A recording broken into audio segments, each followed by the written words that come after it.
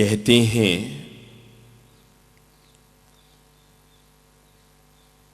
एक संत गंगा नदी में स्नान करने के लिए गए।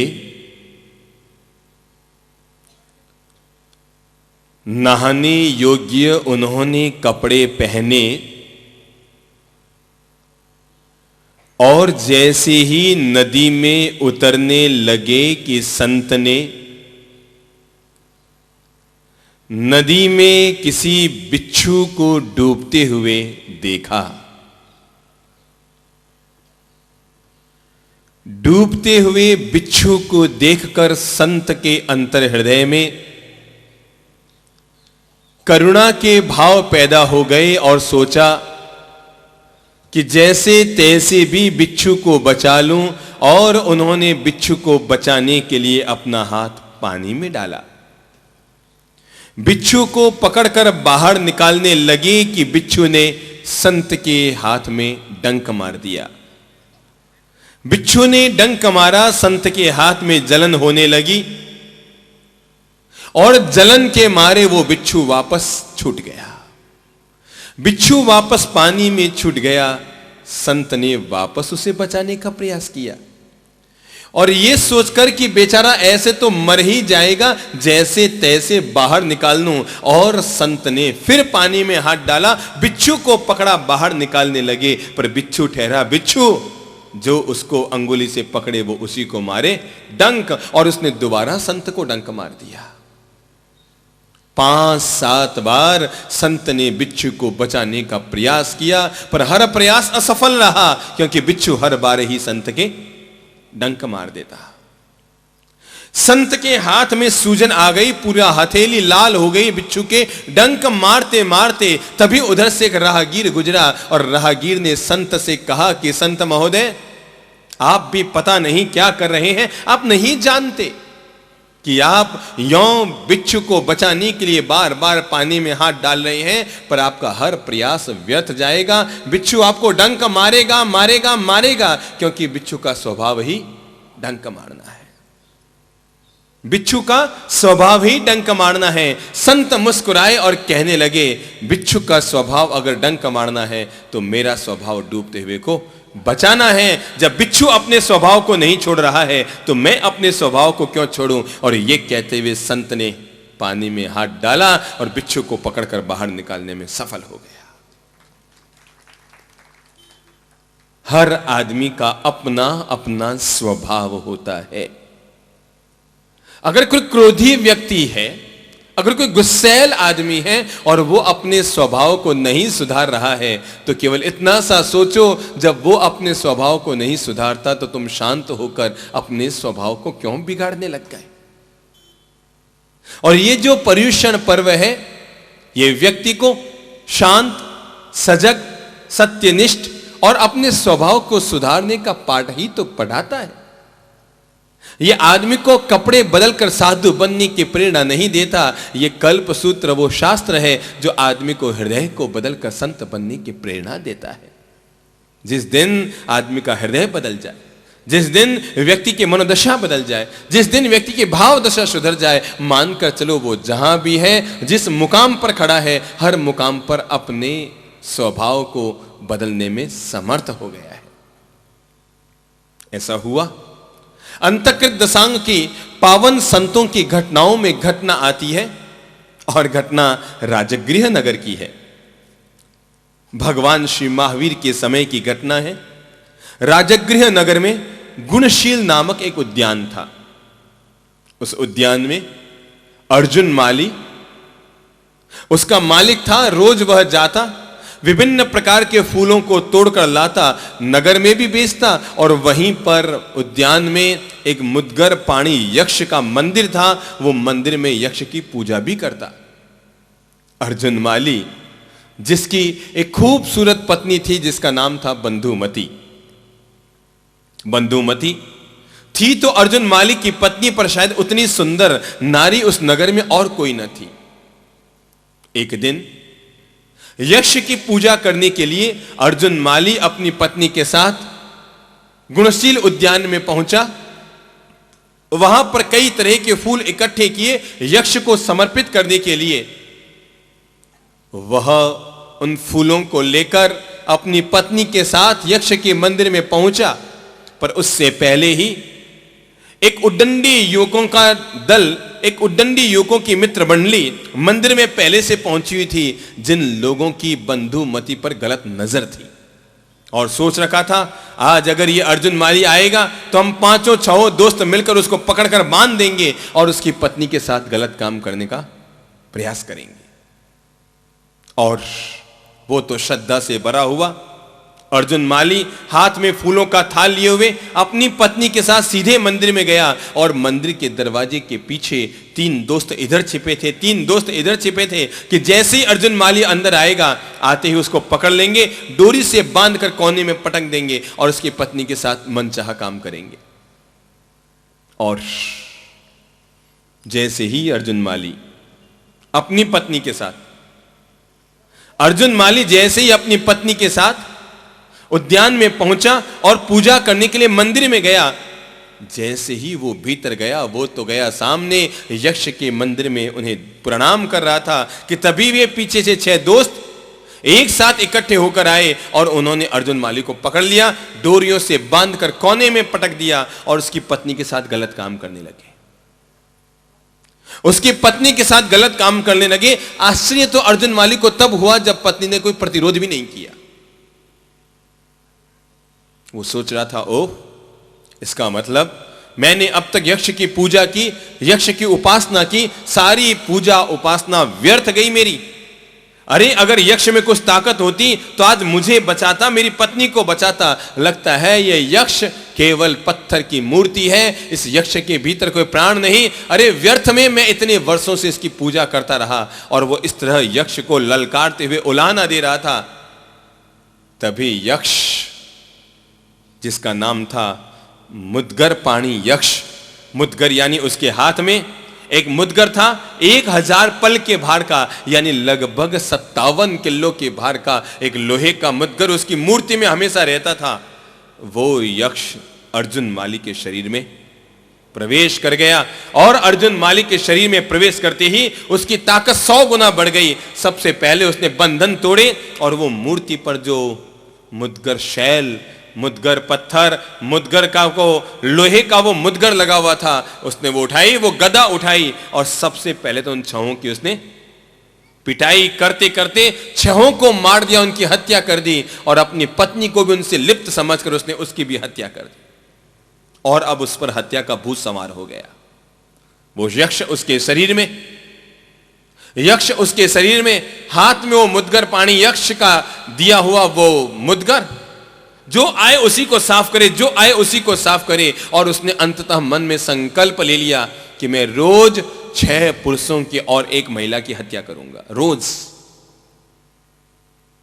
वो यक्ष की ताकत भीतर थी, उसके शरीर में कोई ताकत नहीं, पर यक्ष की ताकत, और उसके चलते उसके हाथ में वो मुद्गर। और इस तरह है अर्जुन माली ने रोज 6 पुरुषों की और 1 महिला की, नारी की हत्या करना शुरू कर दिया। महीने पर महीने बीते, वर्ष पर वर्ष बीते और उसका क्रम ये रोज ब रोज चलता रहा। और तो और नगर के लोगों ने, राजगृह के नगर के लोगों ने बाहर आना बंद कर दिया, घर से बाहर निकलना तक बंद कर दिया, नगर के बाहर आना बंद कर दिया। परकोटे के दरवाजे बंद रहते कि पता नहीं अर्जुन माली कब अंदर आ जाए, और 100 सैनिक मिलकर भी उसको रोक नहीं सकते थे। एक दिन उसी गुणशील उद्यान के पास नगर के बाहर भगवान श्री महावीर का आगमन हुआ। बाहर उनका समौसण की रचना हुई, पर नगर का कोई भी व्यक्ति जाने की हिम्मत नहीं जुटा रहा था, क्योंकि बीच में कौन खड़ा था? अर्जुन माली। और वो जो भी उधर से निकले उसकी हत्या कर देता था। कोई भी व्यक्ति उधर से निकलने की हिम्मत नहीं जुटा रहा था।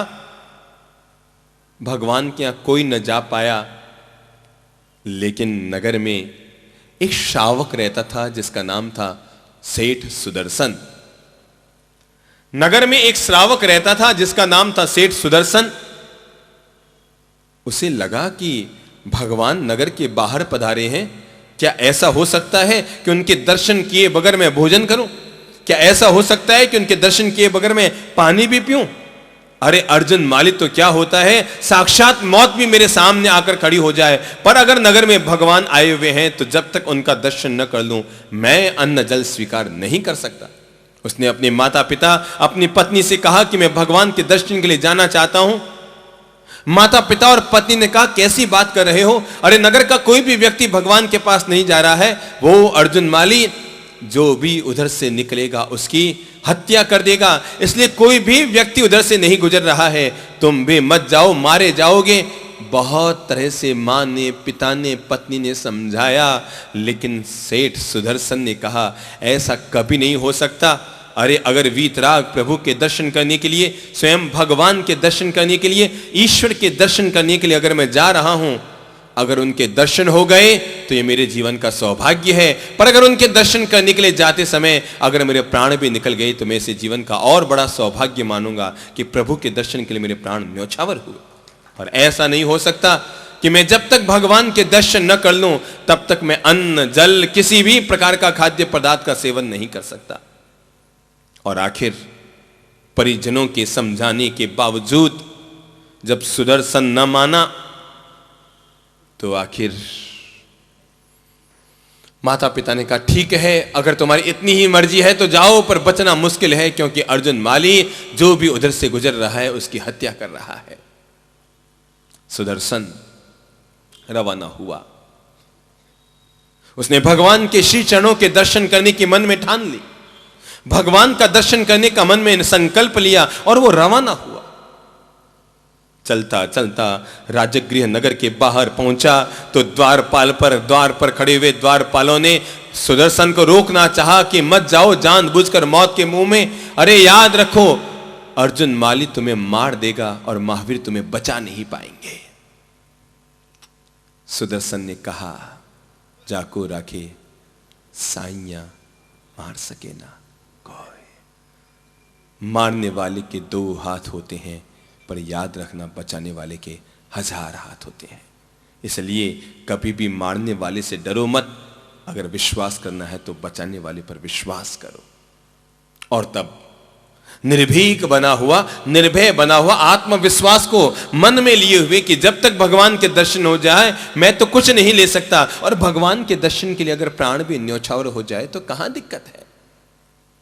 शांत भाव से सुदर्शन चले हुए जा रहा था समोसण की ओर, और दूर से ही अर्जुन माली ने उन्हें देखा, और देखते ही वो उसे ललकार उठा, हे व्यक्ति, हे महानुभाव, क्या तुम्हें पता नहीं इस रास्ते से जो भी गुजरता है मैं उसकी हत्या कर देता हूं। तुम चेहरे से सौम्य लग रहे हो, शांत लग रहे हो, धार्मिक लग रहे हो, अच्छा होगा कि तुम रुक जाओ या वापस चले जाओ, क्योंकि इस रास्ते जो भी जाता है वो जीवित नहीं रहता है।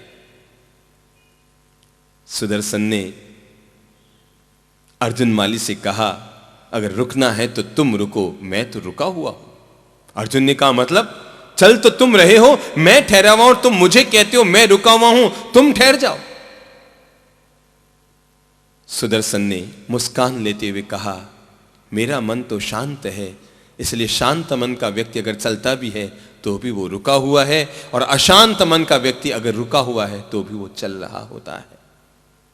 अर्जुन माली के मन में गुस्सा आया, वो उसने अपने मुद्गर को उठाया और उठाकर दौड़ा सुदर्शन को मारने के लिए। सुदर्शन ने जैसे ही अपने सामने प्राणों का उपसर्ग देखा, वो झट से नीचे बैठ गया और जिस दिशा की ओर भगवान का समोसण था अपने दोनों हाथ जोड़े और प्रभु को प्रणाम करने लगा कि हे प्रभु, आप जहां भी है मेरे प्रणाम स्वीकार करो। अगर मैं जीवित रहा तो मैं आपके दर्शन के लिए पहुंचूंगा और अन्न जल को स्वीकार करूंगा, और अगर मैं जीवित न रहा तो मैं यहीं से आपके भावना से दर्शन करता हूं और आजीवन अन्न जल का त्याग करता हूं। वो मुद्गर लेकर अर्जुन माली सुदर्शन की हत्या करने के लिए उसके पास पहुंचा, लेकिन जैसे ही उसने मुद्गर उठाया कि उसके हाथ अटके रह गए। जिस व्यक्ति पर स्वयं प्रभु महावीर की कृपा हो, भला उस व्यक्ति का यक्ष का सारी दुनिया के यक्ष एक साथ मिल जाए तब भी उसका कुछ बिगाड़ नहीं सकते, और देखते ही देखते यक्ष उस अर्जुन माली के शरीर से निकल गया। जैसे ही अर्जुन माली के शरीर से यक्ष निकल गया कि अर्जुन माली कमजोर हो गया, वो गिर पड़ा सुदर्शन के चरणों में और कहने लगा कि पता नहीं तुम्हारा कौन सा पुण्य प्रभाव रहा, मेरे अंतः मन में तुम्हें देखकर हिंसा का त्याग करने का मन हुआ है और मैं अहिंसा में जीने का संकल्प लेता हूं।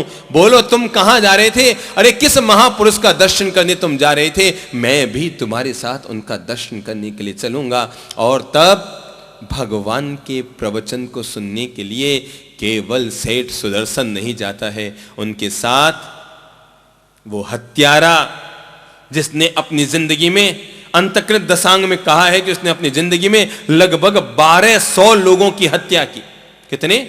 1200 लोगों की मुदगर मार मार कर हत्या की। वो हत्यारा पहुंच गया भगवान के श्री चरणों में और भगवान के पावन प्रवचन सुनते सुनते उसका मन रूपांतरित हो गया और उसने कहा, भगवान अब तो मैं अपने पूर्वोपार्जित कर्मों को इसी जन्म में नष्ट करना चाहता हूं, आप मुझे दीक्षित करें, संत बनाएं। जब उसने बार बार आग्रह किया तो महावीर ने एक हत्यारे को भी अपने धर्म संग में शरण दी और उसे संत जीवन और सन्यास का जीवन प्रदान किया। वो पहले ही दिन, संत बनने के अगले दिन उसने प्रभु से कहा कि प्रभु मैं आहार के लिए नगर में जाना चाहता हूं।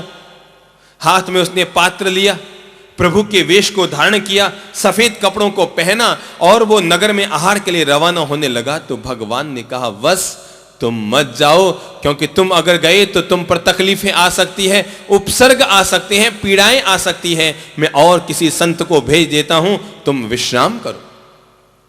मैं और किसी संत को भेज देता हूं, तुम विश्राम करो, तुम ठहरो, क्योंकि लोग तुम्हें तकलीफ दे सकते हैं। अर्जुन माली ने कहा कि प्रभु आपके वचनों को सुन सुनकर मैं इतना तो शांत हो ही गया हूं कि किसी के द्वारा दी गई तकलीफ मुझे तकलीफ न लगेगी। तो भगवान ने कहा, जाओ, पर अपनी मन के भावों को शुद्ध और पवित्र बनाए रखना। और वो संत अर्जुन जो कल तक हत्यारा था, जिसने कल तक हजारों लोगों की हत्या की थी, वो हत्यारा अर्जुन एक संत बनकर, हाथ में भिक्षा पात्र लेकर, संत बनकर हाथ में भिक्षा पात्र लेकर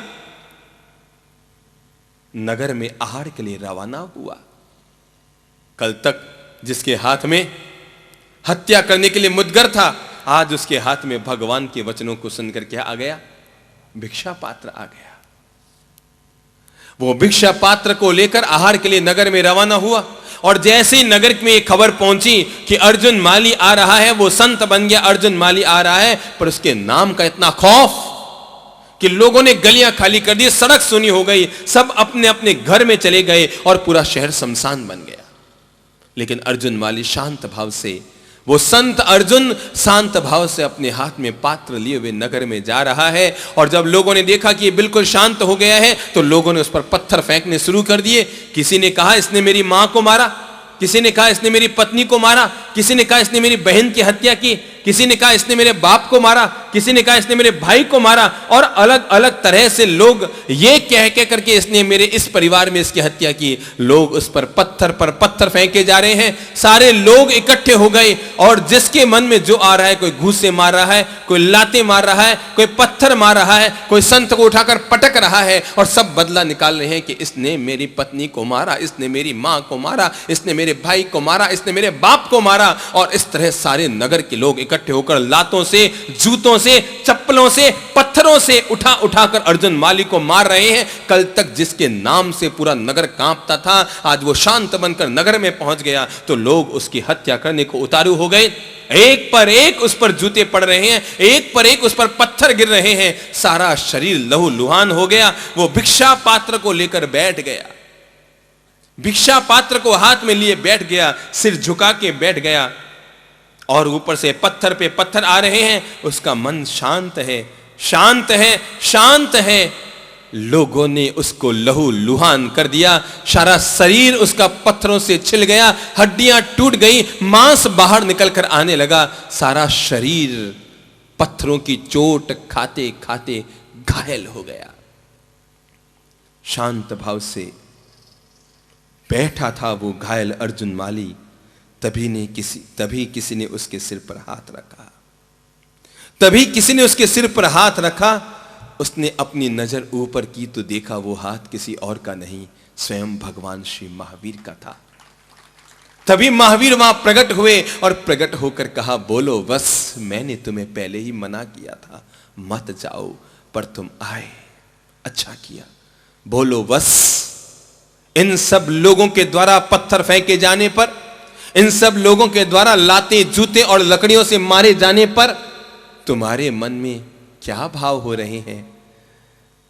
अर्जुन माली ने कहा, प्रभु मैं भी आपका शिष्य हूं, कमजोर नहीं हूं। मेरे मन में ये भाव हो रहे हैं, ये लोग कितने अच्छे हैं। शायद मैंने अपने जीवन में इतने पाप किए थे कि कई कई जन्मों तक मैं उन पापों को नहीं धो पाता, कई कई जन्मों तक उन पापों को मैं नहीं काट पाता, लेकिन ये लोग कितने अच्छे हैं कि मेरे जिंदगी भर के सारे पाप इन्होंने इसी जन्म में एक ही दिन में काट कर खत्म कर दिए। प्रभु मैं अपने आप को शांत, मैं अपने आप को आत्म आनंद, मैं अपने आप को देह से मुक्त विदेह अवस्था में, मैं अपने आप को शरीर से अलग और काया से मुक्त महसूस कर रहा हूं। और तब प्रभु ने उसके सिर पर हाथ रखा और हाथ रखते ही अर्जुन माली को भी, उस हत्यारे को दिव्य ज्ञान उपलब्ध हुआ। और तब महावीर ने हाथ जोड़कर कहा, रमो सिद्धाणम, एक हत्यारा एक ही दिन में तिरकर मुक्ति के मार्ग पर निकल पड़ा, एक ही दिन। हमने कल जिन भगवान श्री महावीर का जन्मोत्सव संपन्न किया, महावीर ने पता नहीं ऐसे अनगिनत हजारों हजार लोगों की जिंदगियों को बदला। चाहे रोहिणी ऐसा चोर आया हो, चाहे अर्जुन सा हत्यारा आया हो, चाहे हरिकेश बल जैसा चांडाल आया हो, लेकिन महावीर के यहां न तो जात पात की बात थी, न कोई ऊंच नीच की बात थी, न अमीर गरीब की भेद रेखा थी, न जाति पंथ वर्ग वर्ण का कोई भेदभाव था।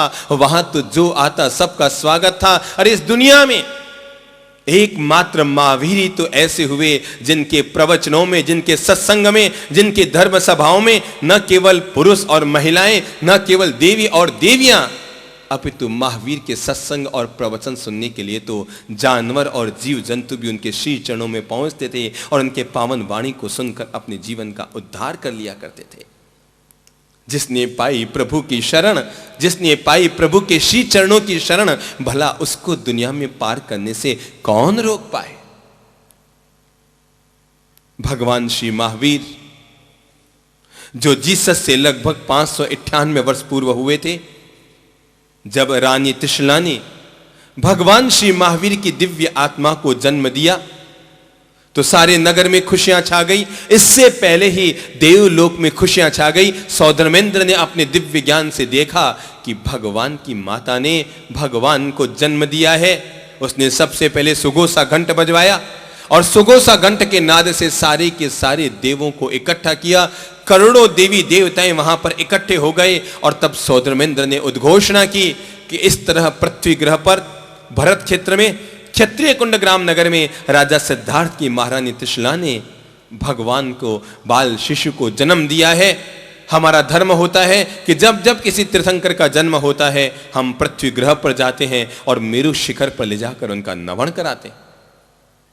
इधर 56 दिक् कुमारी रवाना हुई जिन्होंने भगवान की माता का प्रसूति कर्म संपन्न किया। और इधर सौधर्मेंद्र ने जैसे ही भगवान के जन्म का एहसास किया, अपने सारे देवों के साथ, सारे इंद्रों के साथ, सारे देवियों के साथ, करोड़ों देवी देवताओं के साथ उसने पृथ्वी ग्रह की ओर प्रस्थान किया।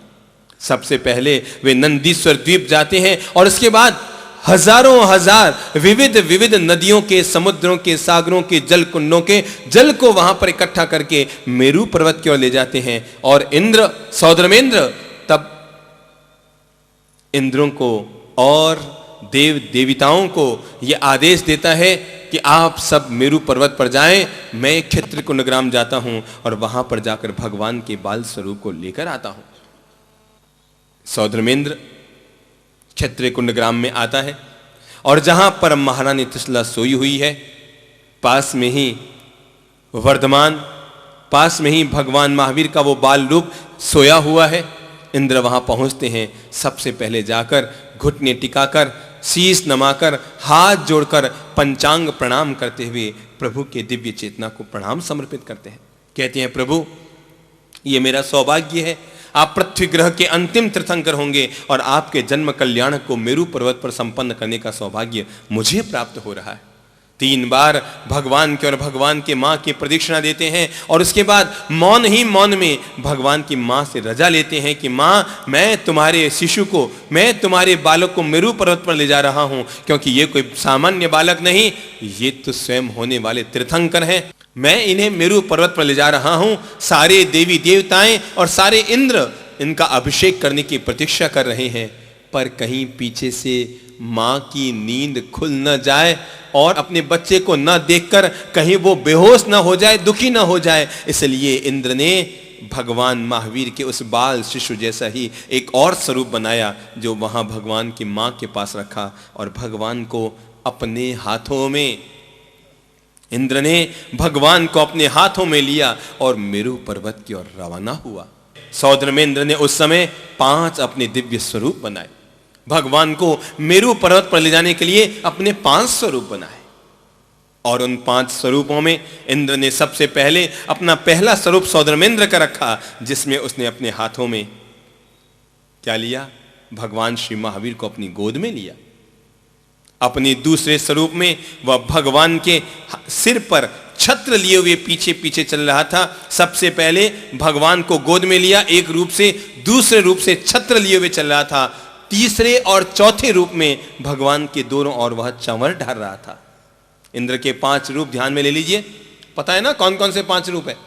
सौद्रमेंद्र ने 5 रूप बनाए। पहला रूप था जिसमें भगवान को गोद में लिया, दूसरा रूप था जिसमें भगवान के सिर पर छत्र धारण किया, तीसरा और चौथा रूप था जिससे भगवान के दोनों ओर चंवर ढाल रहा था, लेकिन 5वां रूप भगवान के आगे आगे चल रहा था, अपने हाथ में वज्र लेकर भगवान की सुरक्षा के लिए। पहले रूप में भगवान गोद में, दूसरे रूप में छत्र, तीसरे और चौथे रूप में चंवर ढा रहा था, लेकिन 5वें रूप में इंद्र ने भगवान की सुरक्षा के लिए अपना 5वां स्वरूप बनाया और हाथ में वज्र लेकर भगवान की सुरक्षा के लिए साथ साथ चलने लगा। 5 रूपों को लेकर, उन 5 दिव्य रूपों को लेकर मेरू पर्वत पर सौद्रमेंद्र पहुंचा। सारे देवी देवताएं जब भगवान को वहां पर आया हुआ देखा तो सारी देवी देवताओं में हर्षोल्लास छा गया। सब भगवान की जय जयकार करने लगे, तीर्थंकर देव की जय जयकार करने लगे और सब में होड़ मच गई। पहले कौन अभिषेक करे, पहले कौन अभिषेक करे, पहले कौन अभिषेक करे। सब होड़ में लग गए, सब प्रतीक्षा करने लगे कि कब सौद्रमेंद्र आदेश दें और वे लोग भगवान को नहलाने का, भगवान का अभिषेक करने का सौभाग्य प्राप्त करें। हर देव बड़े बड़े कल से भरकर समुद्र का जल, नदियों का जल, कुंडों का जल, तालाबों का जल, झरनों का जल, झीलों का जल, अलग अलग जल लेकर आ गए। करोड़ों करोड़ घड़े वहां पर पानी के इकट्ठे हो गए भगवान का अभिषेक करने के लिए। इंद्र भगवान को अपनी गोद में लेकर मेरू पर्वत की मुख्य शिला पर बैठे। इंद्र भगवान को गोद में लेकर मेरू पर्वत की मुख्य शिला पर बैठे। गोद में प्रभु है, इतने छोटे से प्रभु है, लल्ला छोटे से लल्ला प्रभु जी गोद में बैठे हैं। इंद्र के मन में संशय जगा और संशय ये जगा कि अगर ये इतने सारे देवी देवताओं ने एक साथ भगवान पर ये जल ढारा, पानी की धार बहाई, तो शायद गंगा नदी से भी ज्यादा बड़ा पानी का प्रवाह बन जाएगा और कहीं ऐसा ना हो कि गोद में बैठे हुए महावीर फिसल जाए और पानी में बह ही जाए, तो मैं रानी त्रिशला को क्या जवाब दूंगा। इंद्र के मन में शंका हुई कि शायद कुछ गड़बड़ी हो सकती है, भगवान बह ना जाए पानी में। सो वो आदेश देने में हिचकिचा रहा था। भगवान ने जब इंद्र के मन के संशय को देखा तो उन्होंने सोचा कि इसको बताना पड़ेगा तीर्थंकर की शक्ति क्या होती है, भगवत पुरुषों की दिव्य शक्ति क्या होती है। और तब बाल रूप भगवान ने अपने अंगूठे का मेरू पर्वत पर स्पर्श किया, अपना पांव नीचे ले गए और मेरू पर्वत पर अंगूठे का स्पर्श किया और स्पर्श करने मात्र से पूरा मेरू पर्वत कांपने लग गया, सारा मेरू पर्वत कांपने लग गया। इंद्र ने, सौद्रमेंद्र ने सोचा इस समय किस दुष्ट देव ने इस तरह का गलत काम किया है, और उसने अपने अवधि ज्ञान से यह देखने की कोशिश की कि कौन दुष्ट देव ऐसा है, कौन दुष्ट देव ऐसा है जिसने इस समय जब भगवान का जन्मोत्सव का अवसर है उस समय इस तरह का प्रकोप करने का प्रयास किया है। और इंद्र अपने अवधि ज्ञान से देखता है, ओह ये किसी देव का प्रकोप नहीं, ये तो स्वयं भगवान की बाल लीला है। उन्होंने अंगूठे का स्पर्श किया है मेरू पर्वत पर और मेरू पर्वत पूरा कांप गया। ओह मैं तीर्थंकर की शक्ति नहीं पहचान पाया, भला तीर्थंकर की शक्ति के मुकाबले दुनिया में और किसी की कौन सी शक्ति हो सकती है। और तब इंद्र ने सारे इंद्रों को, सौधर्मेंद्र ने अपने शेष 63 इंद्रों को और समस्त देवी देवताओं को आदेश दिया कि वे अपनी रुचि के अनुसार भगवान का अभिषेक करें। इंद्र भगवान को अपनी गोद में लेकर बैठ गए। देवी देवताओं ने भगवान का अभिषेक करना शुरू किया और सब लोगों ने वो अभिषेक का आनंद पाया। मेरु शिखर नवरावे हो सुरपति, मेरु शिखर नवरावे, मेरु शिखर नवरावे हो सुरपति। जन्म काल जिनवर जी को, ओ जन्म काल जिनवर जी को जानी, पंच रूप धरि आवे हो सुरपति, मेरु शिखर नवरावे, मेरु शिखर नवरावे हो।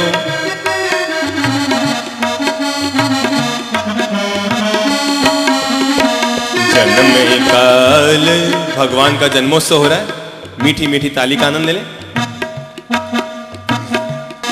मेरु शिखर नवरावे हो सुरपति, मेरु शिखर नवरावे, जन्म काले जिनवर जी को जानी, जन्म काले जिनवर जी को जानी, पंच रूप धरि आवे हो सुरपति, मेरु शिखर नवरावे।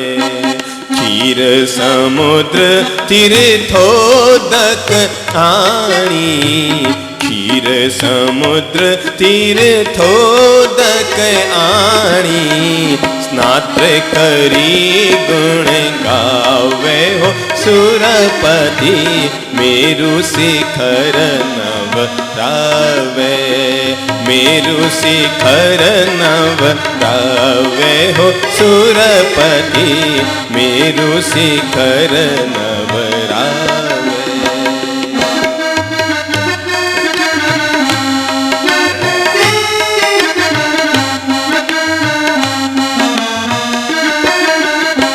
रत्न प्रमुख अड़ जाति न कळसा, औषधि चूर्ण मिलावे हो सुरपति, मेरु शिखर नवरावे, मेरु शिखर नवरावे हो सुरपति, मेरु शिखर नवरावे। भगवान का जन्माभिषेक संपन्न हुआ। मेरू पर्वत पर समस्त इंद्रों ने मिलकर प्रभु के श्री चरणों को प्रक्षालित करने का, उनकी पूजन करने का सौभाग्य प्राप्त किया। और उसके बाद समस्त देवों को अपने अपने स्थान पर जाने का आदेश देकर सौधर्मेंद्र ने वापस वही 5 रूप बनाए और भगवान के बाल स्वरूप को लेकर क्षत्रिय कुंड ग्राम में आए।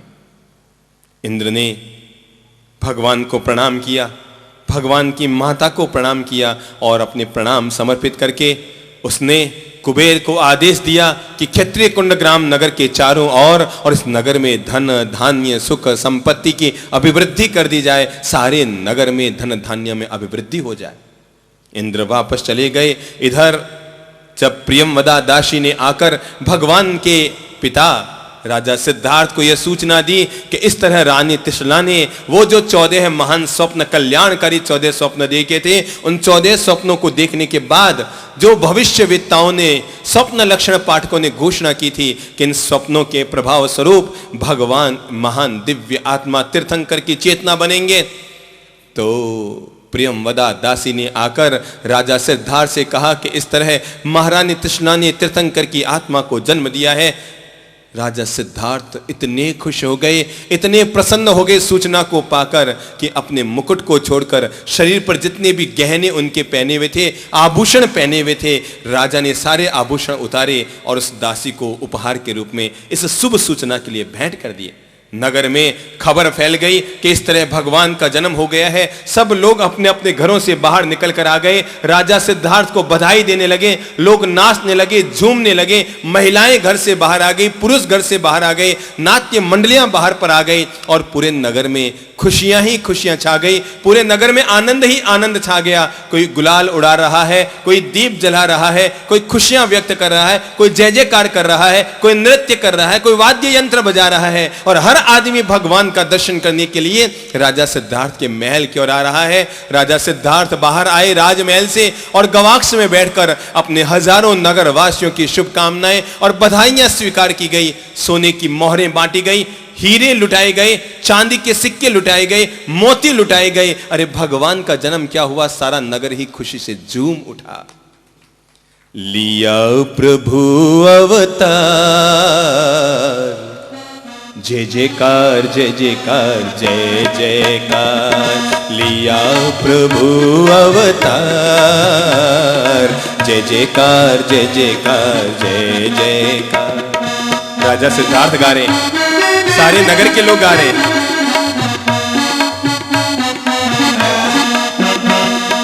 आज खुशी है, आज खुशी है, हमें खुशी है, तुम्हें खुशी है, खुशियां अपरंपार। जय जयकार जय जयकार जय जयकार। बोलो लिया प्रभु अवतार। भगवान का जन्मोत्सव है, खूब आनंद ले लो।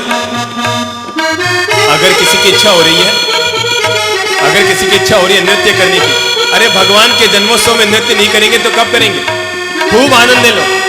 भगवान आए, तीन त्रिलोकी के नाथ धरती पर आए। लिया प्रभु अवतार, जय जयकार जय जयकार जय जयकार। लिया प्रभु, कोई भी हाथ अछूता ना रह जाए। आनंद महोत्सव मना लो। जय हो महावीर स्वामी की जय हो।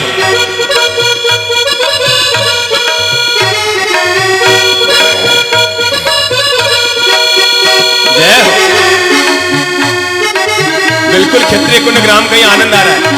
लोग ऐसे ही नाच रहे थे, झूम रहे थे, गुलाल उड़ा रहे थे। लिया प्रभु अवतार, जय जयकार जय जयकार जय जयकार।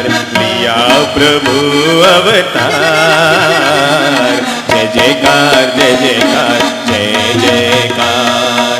आज खुशी है, हमें खुशी है, हमें खुशी है, तुम्हें खुशी है, खुशियां अपरंपार। पार पार पार। जय जयकार जय जयकार जय जयकार। लिया प्रभु अवतार, जय जयकार जय जयकार जय जयकार। पुष्प और रत्नों की वर्षा, पुष्प और रत्नों की वर्षा, सुरपति करते हरसा हरसा। बजे दुंदुभी सा सा सा। जय जयकार जय जयकार जय जयकार।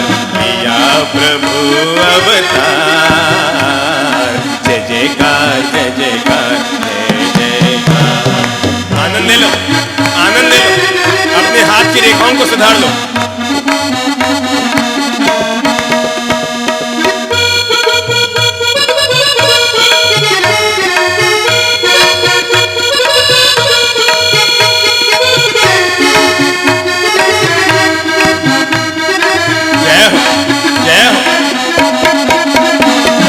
उमड़ उमड़ नर नारी आवे, उमड़ उमड़ नर नारी आते, नृत्य भजन संगीत सुनाते। उमड़ उमड़ नर नारी आते, नृत्य भजन संगीत सुनाते। इंद्र रसीले साथ साथ साथ बोलो जय जयकार जय जयकार जय जयकार। लिया प्रभु अवतार, जय जयकार जय जयकार जय जयकार।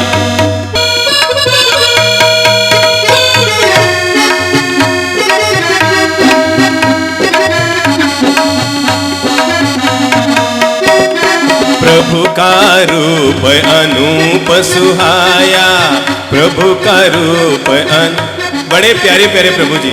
महावीर प्रभु तो वैसे भी गौर वर्ण के हैं, बड़े प्यारे लुभावने, इतने लुभावने कि अगर हम देख लेना तो जी करे अरे अगर किसी को पप्पी देनी हो तो केवल प्रभु को दें और किसी को ना दें। जय हो जय हो। प्रभु का रूप अनूप लुभाया, प्रभु का रूप अनूप सुहाया। निरख निरख छवि हरि ललचाया, निरख निरख छवि हरि ललचाया। जय। आदमी सोचता है भगवान तूने दो आंखें दी, दो ही आंखों से तुम्हें देख रहा हूं, पर हर आदमी सोच रहा था काश भगवान ने हजार हजार आंखें दी होती तो हम हजारों आंखों से भगवान को निहारते। प्रभु का रूप अनूप सुहाया, निरख निरख छवि हरि ललचाया। कीने नेत्र हजार, जय जय जय जयकार जय जयकार जय जयकार। लिया प्रभु अवतार, जय जयकार जय जयकार जय जयकार। बोलो लिया प्रभु अवतार, जय जयकार जय जयकार जय जयकार।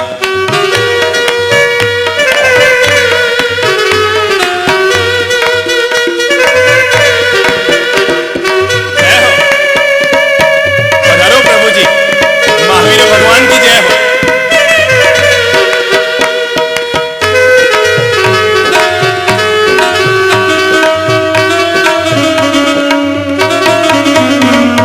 जन्मोत्सव की शोभा भारी, जन्मोत्सव की शोभा भारी।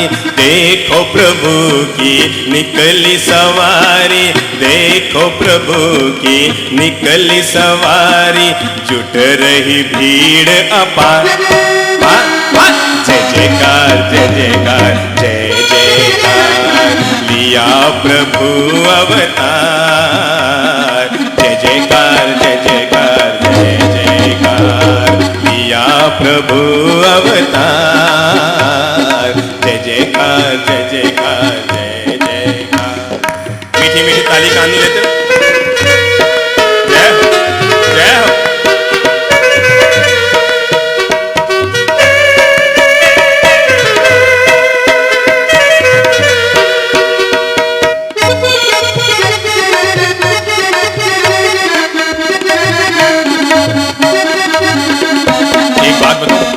एक बात बताओ, बड़ी प्यारी सी बात बताओ।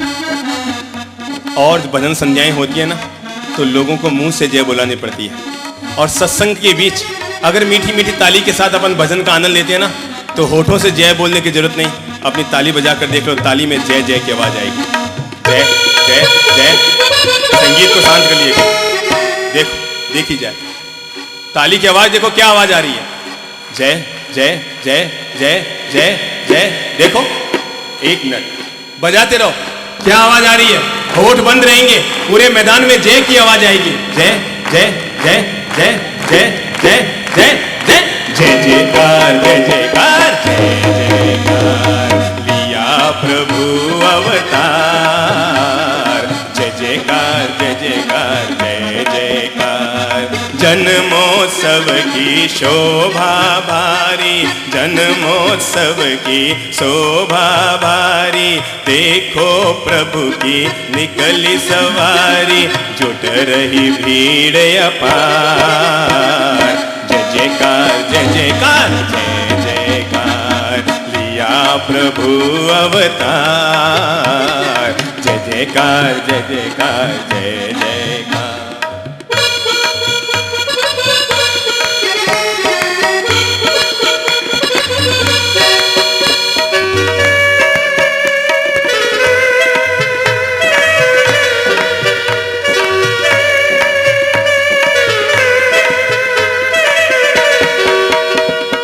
पुण्य मिला सौभाग्य हमारा, पुण्य मिला सौभाग्य हमारा, सफल हुआ है जीवन सारा, सफल हुआ है जीवन सारा। मिले मोक्ष दाता, जय हो, मिले मोक्ष दाता। जय जयकार जय जयकार जय जयकार। दिया प्रभु अवतार। जय जयकार जय जयकार जय जयकार। मिले मोक्ष दातार। जय जयकार जय जयकार जय जयकार। हमें खुशी है तुम्हें खुशी है। जिस किसी को खुशी हो रही हो आनंद ले लो अंतिम 30 सेकंड।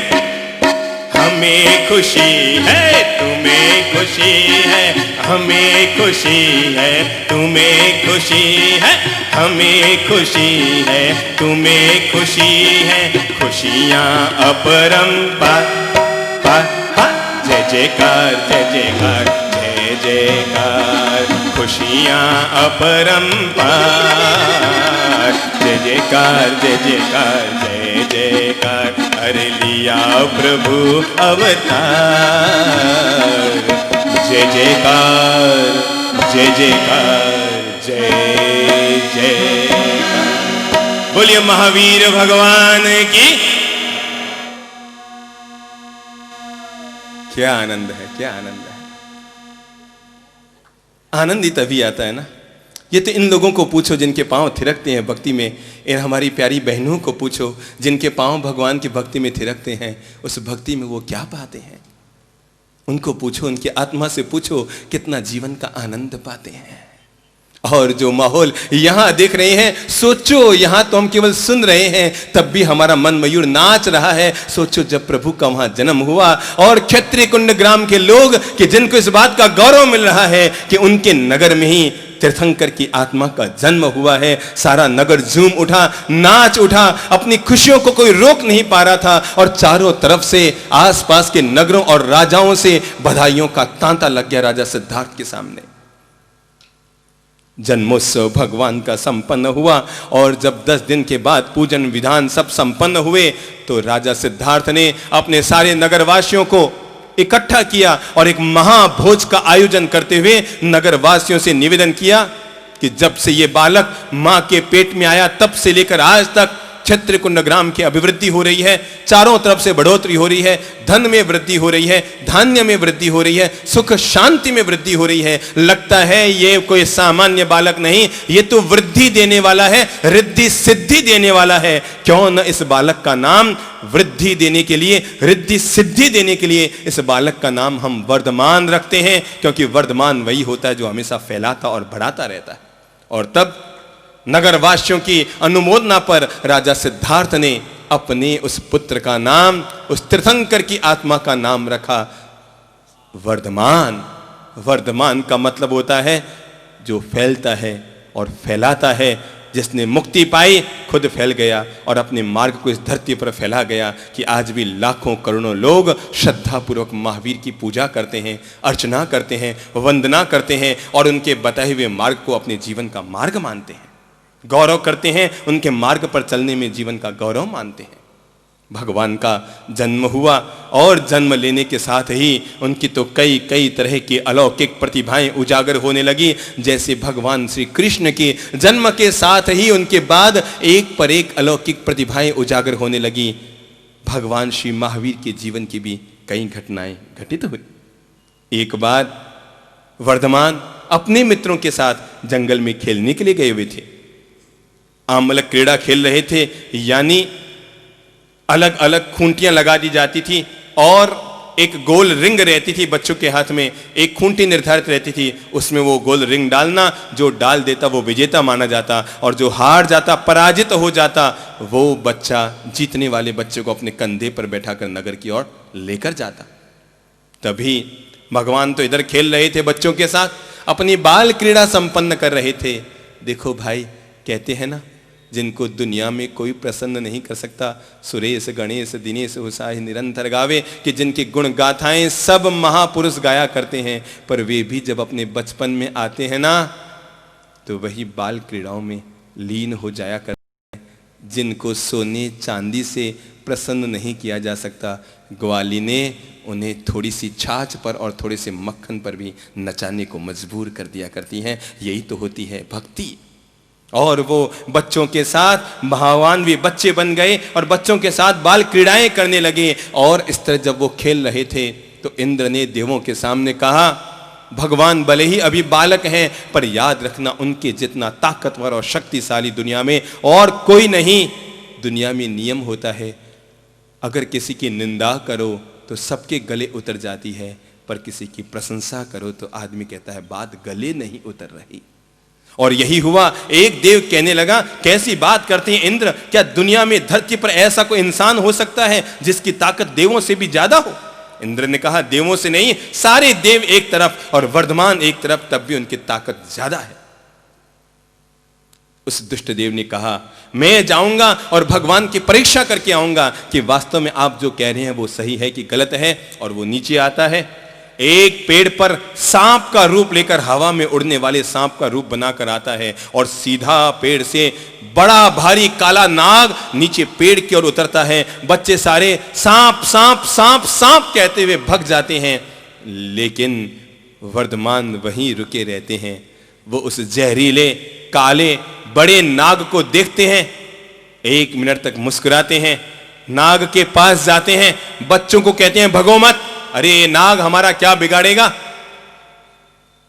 और तब वो बच्चों को अपने पास बुलाकर महावीर उस सांप के पास जाते हैं और उस नाग को अपने हाथों में उठाते हैं और हवा में लहराते हुए आसमान में फेंक देते हैं। हवा में लहराते हुए आसमान में फेंक देते हैं। देव समझ जाता है बालक की ताकत जोरदार है, पर वो हारने वाला नहीं, और वो एक बच्चे का रूप बनाकर उन बच्चों में खेलने के लिए आ जाता है। खेलते खेलते ही बच्चा, कौन, जो देव होता है, वो जानबूझकर हार जाता है, जानबूझकर वो हार जाता है। और तब शर्त के अनुसार महावीर जब जीत जाते हैं, वर्धमान जीत जाते हैं, और वो देव बालक हार जाता है, तो देव बालक वो बच्चा महावीर को अपने कंधे पे बैठाता है, नगर की ओर रवाना होते हैं। सारे बच्चे पीछे, महावीर जीत गए, वर्धमान जीत गए, वर्धमान जीत गए की आवाज करते हुए आ रहे हैं कि तभी वो बालक बालक नहीं होता, वो होता है दुष्ट देव। वो अपने शरीर को बढ़ाना शुरू करता है और बढ़ाते बढ़ाते फैलाते फैलाते 500 किलोमीटर लंबा अपना शरीर बना लेता है, यानी बादलों के पार वो पहुंच जाता है। बच्चे घबरा जाते हैं, सब दौड़े दौड़े जाते हैं नगर की ओर, वर्धमान के पिता राजा सिद्धार्थ को सूचना देने के लिए कि इस तरह किसी दुष्ट देव ने महावीर का अपहरण कर लिया। वो देव भगता है, अपना विराट स्वरूप बनाकर, राक्षस जैसा विराट स्वरूप बनाकर वहां से भगता है। महावीर समझ जाते हैं कि ये किसी तीर्थंकर की परीक्षा लेने आया है, इसे नहीं मालूम तीर्थंकर का बल कितना होता है। और तब महावीर उस दुष्ट देव के सिर पर एक मुट्ठी का प्रहार करते हैं, एक मुक्का जमकर उसके सिर पर टिकाते हैं, और उसका मुक्का लगने से देव का आधा शरीर जमीन में धंस जाता है। वो समझ जाता है कि तीर्थंकर की ताकत है। वो अपने मूल स्वरूप में आता है, प्रभु से क्षमा मांगता है। वर्धमान प्रभु को कहता है, हे प्रभु, हे दीनदयाल, हे दीनानाथ, हे तारणहार, मैं आपको नहीं समझ पाया और मैं आपकी परीक्षा लेने के लिए आ गया, आप मुझ पर कृपा करें। और महावीर के आशीर्वाद देने के कारण उस दुष्ट देव को भी सम्यक्त्व का उपार्जन हो जाता है। वर्धमान अपने नगर की ओर आ रहे होते हैं और उधर सारे नगरवासी महावीर को, वर्धमान को बचाने के लिए बाहर निकल कर आते हैं, पर वर्धमान को बिल्कुल सुरक्षित देखते हैं। और तब वर्धमान को बिल्कुल सुरक्षित देखकर सारे बच्चे चिल्ला पड़ते हैं, अरे ये वीर है, अरे ये वीर है, अरे ये वीर है। कि तभी पीछे से जनता बोलती है, अरे ये वीर नहीं, वीरों का वीर महावीर है। और उस दिन से सारे नगरवासियों ने मिलकर वर्धमान का नाम महावीर रख दिया। और तब वर्धमान का नाम तो धीरे धीरे गौण होने लग गया। और वो लोग प्रचलन नाम, कहते हैं ना, नाम वही होता है जो होठों पर लबों पर आ जाए, और महावीर का नाम लबों पर आ गया। वर्धमान गौण हो गए, महावीर की चेतना प्रकट हो गई, और अब दुनिया में उनको महावीर के नाम से पुकारे जाने लगा। वीरों का वीर ये तो महावीर है। माता पिता ने सोचा, अरे बेटा तो घर में आ गया है, जन्म ले गया है, बड़ा हो रहा है, पर इसके पढ़ाई की तो व्यवस्था करनी पड़ेगी ना। जो माता पिता अपने बच्चों को पढ़ा लिखा कर तैयार नहीं करते, वो माता पिता नहीं, वो उसके दुश्मन हुआ करते हैं। अरे हमें तो अपने बच्चे को पढ़ा लिखा कर तैयार करना है। और तब महावीर को लेकर बैंड बाजे के साथ, हाथी घोड़ा पालकी के साथ उनके माता पिता गुरुकुल में गुरु के पास लेकर आते हैं। महावीर मुस्कुराते हैं अपनी माँ की प्रेम पर, पिता के प्रेम पर, और उनकी इच्छा के अनुसार वो आ जाते हैं गुरुकुल में। और गुरुकुल में गुरुकुल के अध्यापक बच्चों को पढ़ा रहे होते हैं। वर्धमान बार बार उन्हें बताते हैं कि जो आप बता रहे हैं कहाँ कहाँ गलत है, कहाँ कहाँ गलत है। और तब वो ब्राह्मण, वो गुरुकुल का अधिपति वर्धमान के पास बैठता है। वो समझ जाता है ये सामान्य व्यक्ति नहीं। तभी देवलोक से इंद्र एक ब्राह्मण का रूप बनाकर आता है और आकर गुरुकुल के अध्यापक से कहता है, ये कोई सामान्य व्यक्ति नहीं जो तुम्हारे पास सीखने के लिए आए हैं। अरे ये तो गुरुओं का गुरु है, ये तो महावीर है, ये तो तीर्थंकर है, ये तो भगवत पुरुष है। इनको ज्ञान दिया नहीं जाता है, इनके श्री चरणों में बैठकर ज्ञान को पाया जाता है। और तब इंद्र भी वहीं बैठते हैं भगवान से ज्ञान प्राप्त करने के लिए। सारे गुरुकुल के छात्र वहीं बैठते हैं भगवान से ज्ञान प्राप्त करने के लिए। गुरुकुल के सारे अध्यापक और गुरुजन उनकी सेवा में बैठते हैं भगवान से ज्ञान प्राप्त करने के लिए। माता पिता प्रसन्नचित होते हैं, हमारा बेटा तो वो है जो जन्म से ही संपूर्ण ज्ञान को साथ में लेकर आया है। वापस गुरुकुल से वर्धमान को राजमहलों में लाया जाता है। वर्धमान बार बार चिंतन करते हैं, मेरा जन्म क्यों हुआ है? मैं धरती पर राजमहलों में जीने के लिए नहीं आया, मैं धरती पर राजमहलों के सुखों को भोगने के लिए नहीं आया। मुझे प्रेम के मार्ग पर जाना है, मुझे शांति के मार्ग पर जाना है, मुझे अपने पूर्वोपार्जित कर्मों को नष्ट करना है और इस धरती पर फैले हुए अंधकार और अज्ञान को मिटाना है। मुझे लोगों को जीवन का पाठ पढ़ाना है, सत्य का संदेश देना है और सही मार्ग पर चल सके इसका पावन मार्ग बताना है। लेकिन महावीर का संकल्प था, जब तक माता पिता जीवित रहेंगे तब तक संन्यास नहीं लूंगा। महावीर 20 साल के हो गए। एक दिन महावीर की मां, कौन? त्रिशला, महावीर के कक्ष में पहुंची, सिर पर हाथ फेरते हुए कहा, बेटा मेरी एक इच्छा है। बेटे ने कहा, बोलो मां, मैं तुम्हारी हर इच्छा को पूरी करूंगा। मां ने कहा, वचन दो। बेटा समझ न पाया कि मां कौन सा वचन मांग रही है। महावीर समझ न पाए कि उनकी मां कौन सा वचन मांग रही है। और मोह में आकर महावीर की मां त्रिशला ने अपने पुत्र से एक वचन मांग लिया। महावीर ने कहा, मां वचन की कहां जरूरत है, तो जो कहेगी तेरी हर इच्छा पूरी कर दूंगा। और तब महावीर की मां ने कहा, बेटा मेरी इच्छा है तू विवाह कर ले। महावीर चौंक पड़े, मैंने क्या मां को वचन दे दिया, विवाह कर ले। उन्होंने कहा, मां मेरा जन्म विवाह करने के लिए नहीं हुआ है, मैं जीवन में विवाह करने के लिए, संसार को जीने के लिए नहीं आया हूं। मैं किसी एक नारी के लिए पैदा नहीं हुआ, मैं तो संपूर्ण धरती पर रहने वाली नारी जाति के कल्याण और उद्धार के लिए पैदा हुआ। इसलिए मुझे किसी के मुंह में मत बांधो, मुझे किसी पारिवारिक सूत्रों में मत बांधो। मैं तो मोह माया के काराओं को खोलने के लिए और छोड़ने के लिए आया हूं, भला मुझे क्यों बांधा जाए।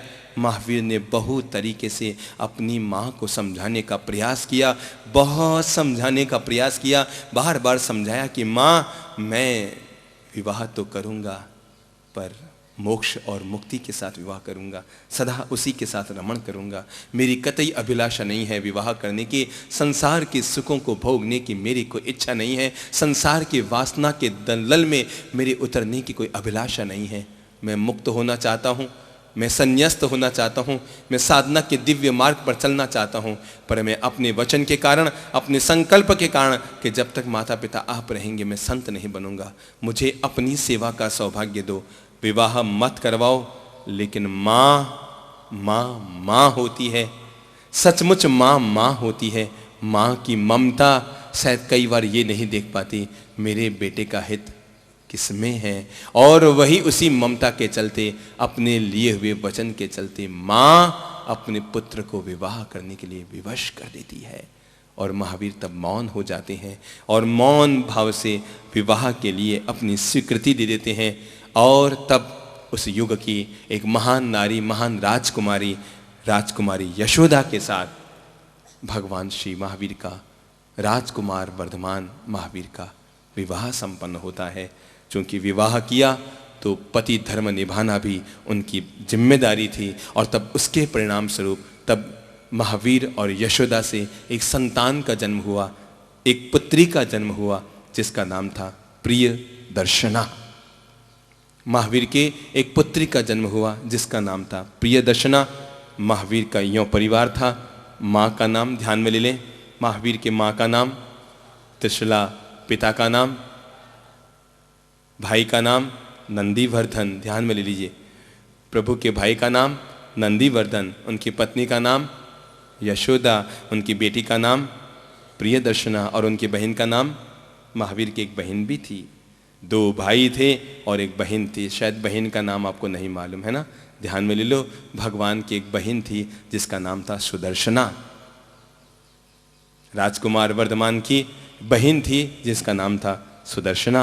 जब भगवान 28 साल के हुए तो माता पिता का देह विलय हो गया, और उनका अंतिम संस्कार करते करते शमशान में खड़े खड़े ही भगवान को आत्मबोध, अंतः वैराग्य पैदा हो गया। मेरा जन्म संसार के लिए नहीं, मेरा जन्म साधना और सिद्धि के लिए हुआ है। वे राजमहल में आते हैं, अपने भाई नंदीवर्धन, बड़े भाई नंदीवर्धन के पास जाते हैं और प्रणाम करके कहते हैं, भैया मेरा संकल्प था जब तक माता पिता रहेंगे मैं सन्यासी नहीं बनूंगा, मैं दीक्षा नहीं लूँगा, मैं मुनित्व का वर्ण नहीं करूँगा, मैं साधना के मार्ग पर कदम नहीं बढ़ाऊँगा। पर अब मेरा दायित्व पूर्ण हो गया है, मेरा संकल्प पूर्ण हो गया है, मुझे रजा दो ताकि मैं संत बन सकूँ, मैं दीक्षा स्वीकार कर सकूं। भाई कहते हैं, छोटे भैया ऐसी क्या बात करते हो, सोचो तो सही लोग क्या कहेंगे कि माता पिता चले गए तो बड़े भाई ने बेचारे छोटे भाई को घर में भी न रखा और संत बना दिया।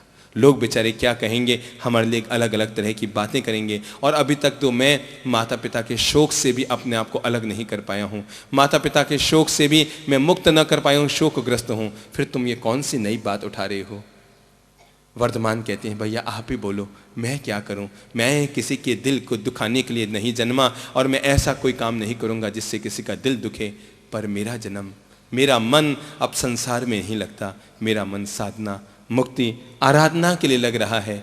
और तब भाई कहते हैं, ठीक है कोई बात नहीं, अगर माता पिता के लिए 28 साल तक रह सकते हो तो मेरे लिए और मेरी बहू यानी यशोदा के लिए तुम 2 साल, केवल 2 वर्ष राजमहलों में और रह जाओ, और भाई 30 साल की उम्र में संत जीवन स्वीकार कर लेना। ये सोचकर अगर माता पिता के मन के लिए मैं 28 साल संसार में रहा तो अपने बड़े भाई का मन रखने के लिए 2 साल संसार में और रह जाऊंगा। लेकिन महावीर राजमहलों में रहे, पर राजमहलों में रहते हुए भी बिल्कुल मुक्त हो गए, संत का जीवन जीने लगे। कई बार वो घर की छत पर, राजमहल की छत पर चले जाते, बार बार चिंतन करते, मैं कौन हूँ, मैं कहाँ से आया हूँ, मेरा जन्म किस लिए हुआ है, मुझे कहाँ जाना है, बंधन के क्या कारण हैं, मुक्ति के क्या कारण हैं, व्यक्ति संसार में दुख क्यों पाता है, संसार में दुख पाते हुए व्यक्ति संसार में क्यों रहना चाहता है, आसक्ति के सूत्र क्या है, परिग्रह के सूत्र क्या है, हिंसा के उपादान क्या है, चोरी और झूठ बोलने की आदत मनुष्य में क्यों है। और इन सब दोषों को चिंतन करते करते महावीर अपने अंतःकरण को, अपने अंतर मन को निर्दोष करते जा रहे थे। और 2 वर्ष तक राजमहल में रहकर भी वे राजमहल के सुखों को न भोगते, चटाई बिछाकर सोते, अपने आप को संतत्व की और अपनी चेतना को बढ़ाने लगे और वैराग्य वासित अपने जीवन को बनाने लगे। अपने हर पल को साधना और ध्यान के लिए यों समझें वो राजमहल में थे, पर इसके बावजूद वानप्रस्थ जीवन जीने के लिए प्रस्तुत हो चुके थे। रोज आने वाले लोगों को दान देते। घोषणा करा दी गई, जिसको जो चाहिए वो प्रभु के पास आए, जिसको जो चाहिए वो वर्धमान महावीर के पास आए, और महावीर सबको अपने हाथों कुछ न कुछ देते रहे। वर्ष भर लुटाते रहे और वर्ष भर लुटाते महावीर ने सब लोगों की गरीबी दूर कर दी। हर किसी व्यक्ति को हक था वो राजमहल में आए और मन चाहा उपहार, मन चाहे वस्तु, मन चाहा गहना, मन चाहा श्रृंगार, मन चाहे वस्त्र, अन्न धन धान्य लेकर जाए और सुख संपत्ति का फैलाव हो जाए। 1 वर्ष तक प्रभु ने अपने हाथों ये दान दिया, ये कल्याण किया, ये सहयोग किया, और वही दान इस धरती पर वर्षी दान के रूप में लोकप्रिय हो गया। जब प्रभु 30 वर्ष के हो गए तो लोकांतिक देव आए और देवों ने आकर प्रभु से निवेदन किया कि प्रभु, अब आपके संत बनने का समय आ गया है, पधारो प्रभु, धरती का कल्याण करो। ये धरती प्रतीक्षा कर रही है, ये मानव जाति प्रतीक्षा कर रही है, ये पृथ्वी ग्रह प्रतीक्षा कर रहा है कि आप अब राजमहल से बाहर निकलें और धरती का कल्याण करने के लिए, मानवता का कल्याण करने के लिए संकल्प बढ़ाएं। और तब भगवान ने दीक्षा लेने का निर्णय लिया, संत जीवन स्वीकार करने का निर्णय लिया। मिक्सर वदी दशमी के दिन भगवान के संत जीवन को स्वीकार करने का निर्णय हुआ। हजारों लाखों लोग इकट्ठे हुए भगवान की दीक्षा की शोभा यात्रा में शरीक होने के लिए। लाखों लोग इकट्ठे होने लगे। देव देवांगनाएं इकट्ठी हो गई। इंद्र ने भी भगवान के दीक्षा की शोभा यात्रा के लिए एक पालकी बनाई, सुंदरतम पालकी बनाकर देवलोक से लेकर आया। इधर भाई नंदीवर्धन ने अपने छोटे भाई की इस दीक्षा की शोभा यात्रा के लिए एक सुंदरतम रथ यात्रा के लिए पालकी बनाई। भगवान जब राजमहल से बाहर आए, जंगल में जाने के लिए, अशोक वन की ओर जाने के लिए, दीक्षित होने के लिए, प्रव्रजित होने के लिए, संत जीवन को स्वीकार करने के लिए, साधना के लिए अपने कदम बढ़ाने के लिए, जैसे ही उनके कदम राजमहल से बाहर आए कि उनके सामने संशय की स्थिति खड़ी हो गई। एक और इंद्र ने निवेदन किया, प्रभु मैं श्रद्धापूर्वक आपके लिए पालकी बनाकर लाया हूं, दीक्षा की शोभा यात्रा में आप इस पर विराजें। तभी सामने नंदीवर्धन बड़े भैया खड़े थे। उन्होंने कहा, छोटे भाई मेरी इच्छा है कि तुम संत बनने जा रहे हो, तो ये जो मैंने तुम्हारे लिए पालकी बनाई है तुम इसमें बैठ कर जाओ। भगवान के सामने विचित्र स्थिति हो गई। अगर इंद्र की पालकी में बैठे तो अपने बड़े भैया का मन दुखे, और अगर भाई की पालकी में बैठे तो इंद्र और सारे लोग कहेंगे जाते जाते भी मोह तो बना रहा, आखिर तो अपनी भाई की पालकी में बैठे। भगवान के सामने संशय उपस्थित होता है। राजमहल से बाहर आते हैं, दोनों पालकियों के पास आते हैं। एक पालकी इधर है, एक पालकी इधर है। भगवान के सामने समस्या है, अपने कदम इधर बढ़ाऊं कि इधर बढ़ाऊं। तभी वो दोनों पालकियों पे हाथ रखते हैं और उनकी दिव्य शक्ति से दोनों पालकियां एक हो जाती है। इंद्र और उनके भाई की पालकी एक हो जाती है। दोनों को ही उनकी दीक्षा की शोभा यात्रा का लाभ मिल जाता है और तब भगवान उस पालकी पर विराजते हैं। भगवान उस पालकी पर विराजते हैं और उस पालकी का तब नाम रखा जाता है चंद्र प्रभा। भगवान उस पालकी पर विराजते हैं और भगवान की शोभा यात्रा प्रारंभ होती है। लोग पीछे चलने वाले गीत गुनगुना रहे होते हैं, जा संयम पंथे दीक्षार्थी तारो पंथ सदा उजवाड़ बने, जंजीर हती जे कर्मोनी ते मुक्ति नी वरमाड़ बने। हे आत्मन, जाओ इस धरती के कल्याण करने के लिए, अखिल मानवता का कल्याण करने के लिए दीक्षा के इस पवित्र मार्ग पर। संन्यास ये तो जीवन का वो शिलान्यास है जिसमें व्यक्ति अपने मुक्ति के महल को खड़ा करता है, अपने मोक्ष के महल को खड़ा करता है। महावीर निकल पड़े, पीछे पीछे लोग बधाइयां बांट रहे थे, शुभकामनाएं कर रहे थे। कुछ लोगों की आंखों में आंसू आ रहे थे, किसी की खुशी की आंखों थे आंसू थे, किसी के दुख के आंसू थे। अरे आबाल वृद्ध सारा नगर ही उमड़ पड़ा भगवान की दीक्षा की शोभा यात्रा में। शायद दुनिया के इतिहास में इतनी बड़ी शोभा यात्रा दीक्षा की कभी न निकली, जब इतनी बड़ी तादाद में लाखों लोग भगवान की दीक्षा में सम्मिलित हुए और लोग शुभकामनाएं कर रहे थे। जो अब तक कर्मों की जंजीर थी, भगवान आप साधना के मार्ग पर इतने बढ़ जाएं कि ये जंजीर जंजीर न रहे, ये तो मोक्ष की और मुक्ति की माला बन जाए। भगवान की शोभा यात्रा चलते चलते नगर के बाहर पहुंची और नगर के बाहर अशोक वृक्ष के नीचे भगवान ने अशोक वृक्ष के नीचे प्रव्रज्य स्वीकार करने की तैयारी की। वे वहां पालकी से नीचे उतरे। लाखों नर नारियों के बीच भगवान ने अपने शरीर पर रहने वाले समस्त वस्त्रों का त्याग कर दिया।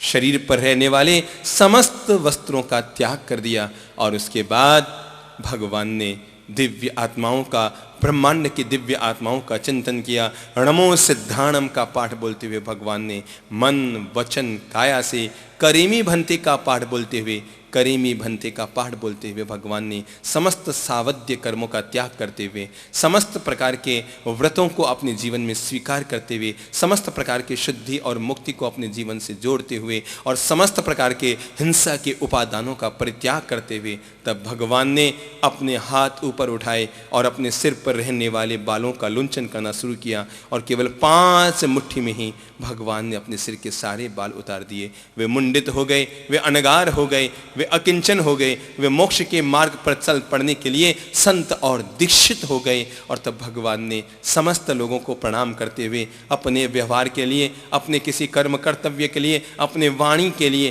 किसी भी के हृदय को अगर किंचित मात्र ठेस लगी हो, उस हर ठेस के लिए ब्रह्मांड के समस्त जीवों से क्षमा मांगी। और भगवान ने संत जीवन, दीक्षा जीवन, मिक्सर वदी दशमी के दिन प्रभु ने दीक्षा यानी प्रवर्ज्या स्वीकार कर ली।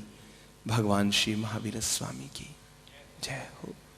और जैसे ही भगवान ने संत जीवन स्वीकार किया, वे पूरी तरह से निर्वस्त्र हो गए थे और इंद्र ने भगवान के निकट आकर निवेदन किया, प्रभु क्या संत बन गए हैं, जाते जाते मेरी खुशी के लिए एक काम करेंगे? केवल मेरी खुशी के लिए। भगवान का तो जन्म ही सबको खुशियाँ खुशियाँ खुशियाँ देने के लिए हुआ था। भगवान ने कहा, बोलो इंद्र, तुम्हारी भी क्या इच्छा है, जाते जाते वो भी पूरी कर दूं। और तब इंद्र ने भगवान के कर कमलों में देव दुष्य वस्त्र, ये इस तरह के कंबल, देव दुष्य वस्त्र भगवान के कर कमलों में संपन्न किया। कहा, प्रभु कृपा करें, मैंने जो आपके श्री चरणों में भेंट दी है अपने कंधे पर रखकर मुझे धन्य करें। भगवान ने कहा, ठीक है, अगर ये भी आया है तो स्वागत है। और भगवान ने वो देव दुष्य वस्त्र लिया और अपने कंधे पर रखकर जंगल की ओर रवाना हो गए। नगरवासी वापस अपने नगरों में आ गए और भगवान अकेले ही जंगल की ओर रवाना हो गए। वहां से चलते चलते वे पहले ही रात में एक गांव के बाहर ध्यान में खड़े हुए। सांझ के वक्त महिलाएं कुएं से पानी भरकर आ रही थी और भगवान के शरीर पर, चूंकि दीक्षा के पूर्व देवों ने, इंद्रों ने शरीर पर विविध विविध विलेपन किए थे, सुगंध आ रही थी भगवान के शरीर से। महिलाएं वहां पास से गुजरी, उन्होंने सोचा इस व्यक्ति के शरीर से खुशबू आ रही है, क्यों न ये खुशबू हम भी ले लें। निर्वस्त्र खड़े महावीर के शरीर से वे महिलाएं आकर अपने शरीर को रगड़ने लगी, शरीर को बार बार रगड़ने लगी। कोई महावीर के गाल से अपना गाल रगड़ रही है, कोई महावीर के हाथ से अपना हाथ रगड़ रही है और महावीर के शरीर से अपने अपने शरीर को रगड़ने लगी ताकि वो खुशबू उनके शरीर में आ जाए। लेकिन महावीर निर्विकार रहे, महावीर शांत रहे, महावीर मौन रहे। वे रात भर अपने ध्यान में डूबे रहे, रात भर अपने ध्यान में डूबे रहे। जिसको जो करना है सो करे, पर साधक अपनी साधना के मार्ग से नहीं टिकता।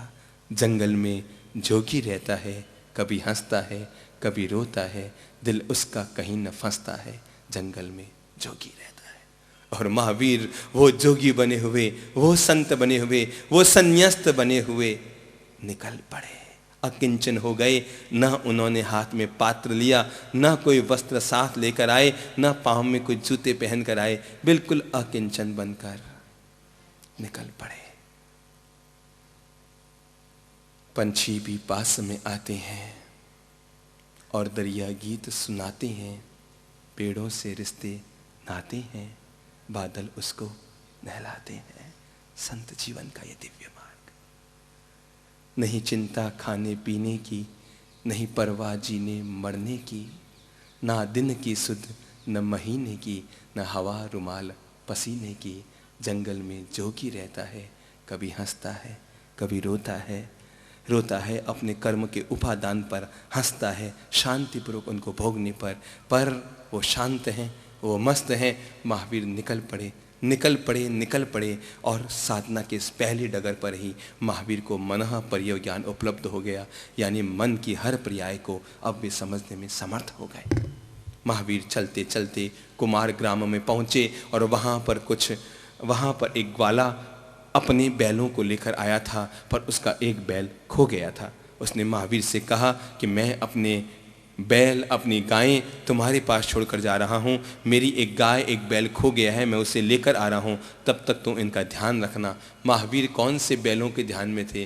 वो तो अपने ध्यान में थे। जो अपने ध्यान में रहता है वो साधना के मार्ग पर रहता है, जो औरों के ध्यान में रहता है वो संसार के मार्ग पर रहता है।